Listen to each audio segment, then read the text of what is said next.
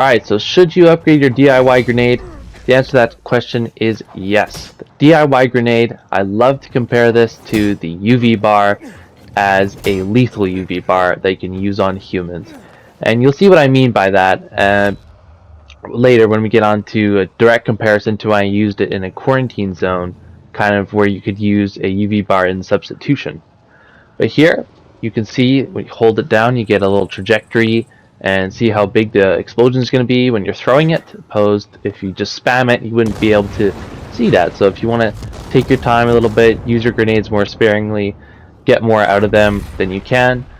Right here, this is a perfect example, me just perched on this ledge out of any harmful radius of the grenades, throwing them where I want and just clearing this convoy except for the goon.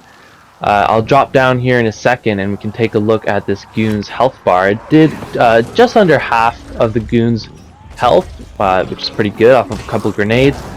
Of course, the main thing you're going to want to be using this for is not single target damage, but more crowd clearing.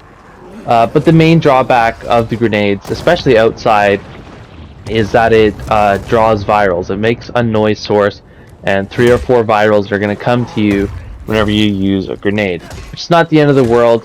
I still was able to isolate this goon and just kill him pretty easily with my bat after he was damaged with the grenade. No problem at all. And I'm going to show you one more time me using a grenade on the virals, which is not the smartest idea, just to spawn more virals. It's counterproductive, but it does a really good job well, killing some and weakening the others and sending them flying, which is always a good thing to watch and always a good thing to see. Next, we have quarantine zones, and more specifically the volatile hives. I kind of just rushed in here. You could have taken your time and just thrown some from on top of that ledge to more effectively clear out the room and just insta-kill all the biters. But yeah, I killed the volatile hive like with 2 grenades. Very easy. It's dead. I could just loot it and leave if I wanted.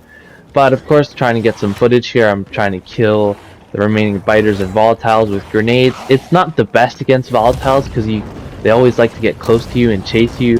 They're fast and shifty. They're going to get away from the grenades.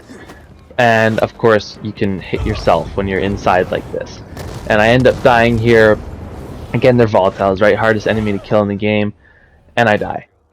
But outside again, we're outside here, and using that trajectory, I was able to take down half of that lieutenant's health just with 1 grenade. And again, outside, you can just perch up on the ledge. It's perfect. You can see everything. You're not enclosed in an area. And here's something you may not have thought of, is that with these noise sources and being outside, it's going to draw virals, and they're going to start attacking the renegades. Because they're human enemies, they'll actually fight.